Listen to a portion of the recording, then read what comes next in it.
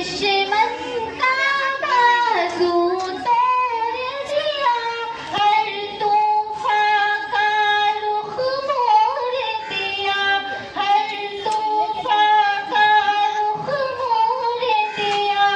बेमिसल है कितना तेरा जतन, ऐ मेरे वतन, ऐ मेरे वतन। कुर्बान है तुझ पर जानो तन, ऐ मेरे वतन, ऐ मेरे वतन। है तुझसे कायम आने मेरी, है तेरे दम से शान मेरी, है तेरे दम से शान मेरी। मैं मुलमुल हूँ तू मेरा चमन, ऐ मेरे वतन, ऐ मेरे वतन। कुर्बान है तुझ पर जानो तन, ऐ मेरे वतन, ऐ मेरे वतन। अस्सलाम वालेकुम। माननीय मुख्य अतिथि, आदरणीय शिक्षकगण और मेरे प्यारे देशवासियों, आप सभी को गणतंत्र दिवस की हार्दिक शुभकामनाएं। आजादी आजादी का अर्थ मतलब वही समझ सकता है जिसने गुलामी की हो। हम सब भाग्यशाली है कि हमारा जन्म स्वतंत्र भारत में हुआ। युद्ध आजादी की लौ 1897 में जल चुकी थी, जो कि वही 4 दिन से 1947 में हमारे देश को आजाद करवाई।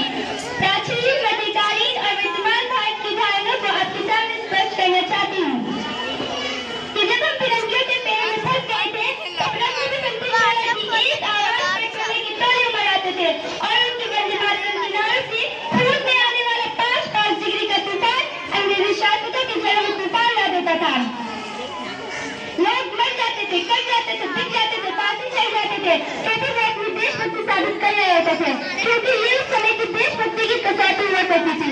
उसके बाद 62, 65 और 78 की युगों में अपना सुहाग गवा देने वाली औरत जब उनके घरों की हालत कुछ यूं हो जाया करती थी।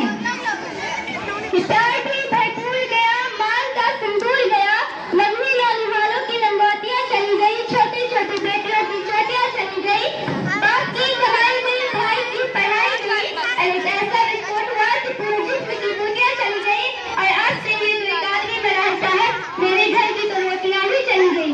वाले हालात पैदा हो जाने के बावजूद जब इस माँ अपने बेटे को सरहद पर दुश्मनों की भजिया लाने के लिए भेज दिया करती थी, तो उसे खत लिखा कर कहती थी कि अम्मा ने खत लिखा है परीक्षाओं से कि पुत्र मेरे ना घबराना, 1 इंच भी पीछे ना हटना, चाहे इंच भी कट जाना, चाहे इंच भी कट जाना। इसी तरह पूरा परिवार अपनी देशभक्ति साबित कर रहा होता था।